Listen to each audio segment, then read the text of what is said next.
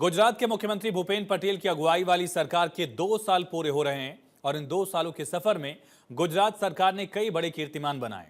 तो आज हम मुख्यमंत्री भूपेन्द्र पटेल की अगुवाई वाली सरकार के इन 2 सालों के बेमिसाल सफर को इस रिपोर्ट के जरिए आपको दिखाते हैं, जहां बदलते हुए गुजरात की गौरव गाथा से रूबरू होंगे।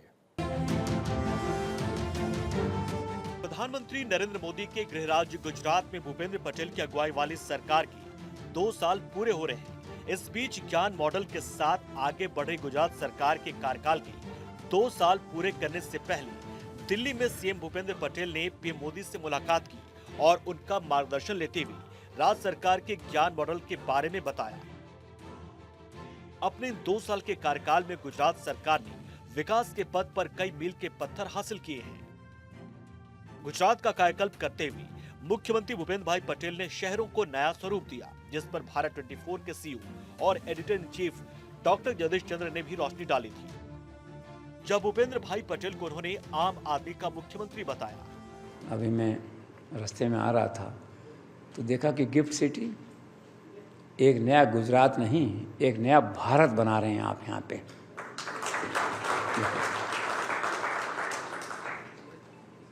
मैंने 75 देशों की यात्रा की और आज मुझे ऐसा लगा कि शायद मैं सिंगापुर से ऐसे सियोल से गुजर रहा हूँ, अहमदाबाद से नहीं गुजर रहा। तो अद्भुत।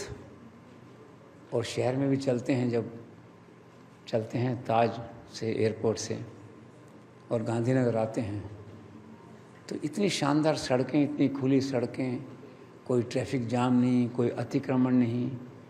एक काल्पनिक भारत, एक काल्पनिक गुजरात। लोकतंत्र में होता नहीं है ना ऐसा, दबाव की राजनीति, ये नहीं हटेगा, वो नहीं हटेगा।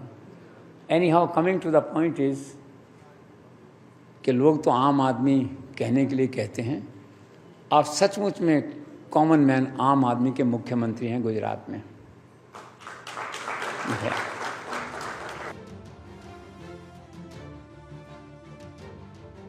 विकास के रास्ते पर गुजरात को नई पहचान दिलाते मुख्यमंत्री भूपेंद्र पटेल ने राज्य के विकास को नया आयाम दिया, जिसके तहत वर्तमान सरकार ने 2 साल के अंदर कई तरह की नीतियां बनाई और ये नीतियां गुजरात के इस गौरवशाली सफरनामे को बयां करती हैं।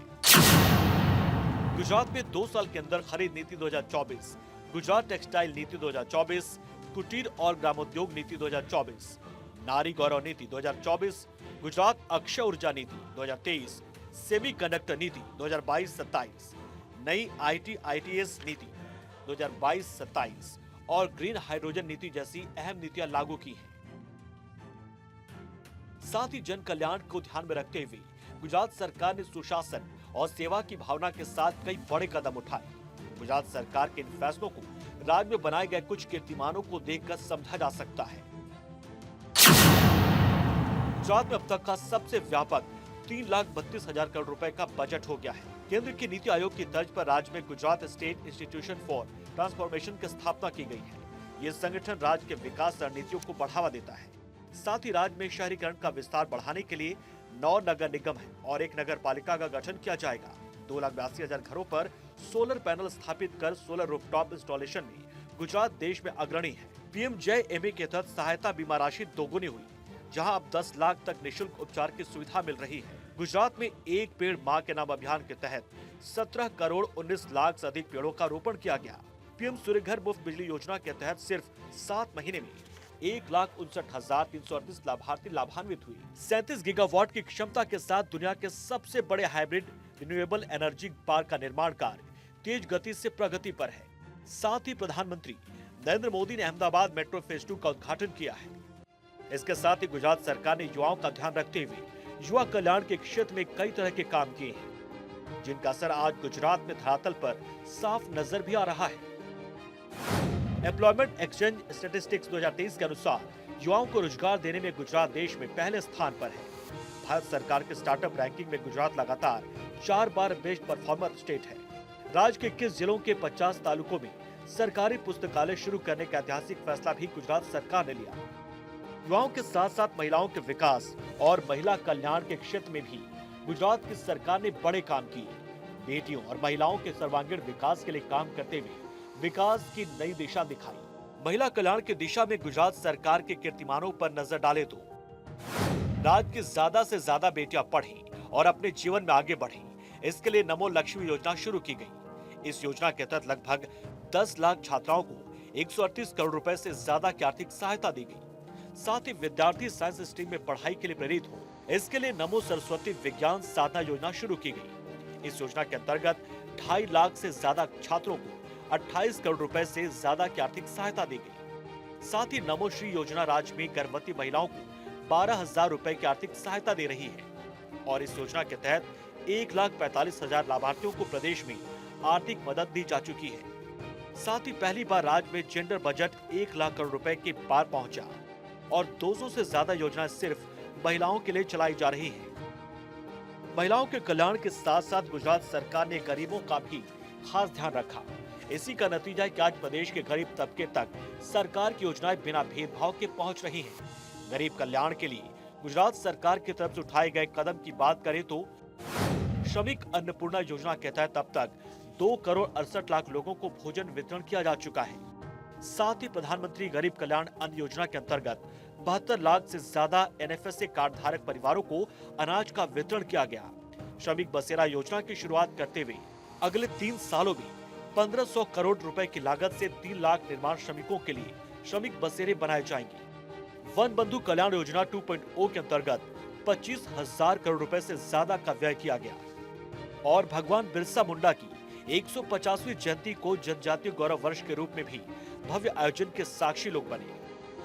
अन्नदाता के चेहरे की मुस्कान को लौटाने के लिए भी गुजरात की भूपेंद्र सरकार ने कई तरह की योजनाएं चलाई, जिसके नतीजतन आज गुजरात का किसान प्रदेश के विकास से जुड़कर विकास के नए सवेरे की ओर बढ़ चला है।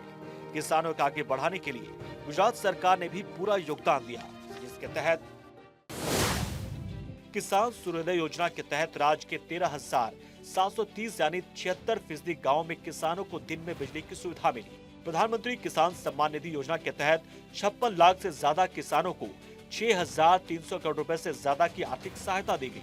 20 लाख से ज्यादा किसानों को फसल के कर्ज पर 2900 करोड़ रुपए से ज्यादा की ब्याज सहायता दी जा चुकी है। तो साथ ही किसानों से न्यूनतम समर्थन मूल्य पर 2800 करोड़ रुपए से ज्यादा कीमत के विभिन्न कृषि उत्पादों की खरीदी की गई, जिसका नतीजा है कि गुजरात के 9,85,000 से ज्यादा किसान सक्रिय रूप से प्राकृतिक खेती से जुड़े और आज के 53 लाख से ज्यादा किसानों को प्राकृतिक खेती के लिए प्रशिक्षण दिया गया। आज दुनिया में अपनी नई पहचान बनाता गुजरात बीते 2 सालों में काफी आगे बढ़ चला है। अपने गौरवशाली इतिहास पर आगे बढ़ते गुजरात में सरकार की सोच और मेहनत ऐसा रंग लाई कि प्रदेश की पहचान को 4 चांद लग गए। इन गौरवपूर्ण सिद्धियों के 2 वर्ष के सफर पर नजर डालें तो वाइब्रेंट गुजरात ग्लोबल समिट के 10वें संस्करण का सफलतापूर्वक आयोजन किया गया।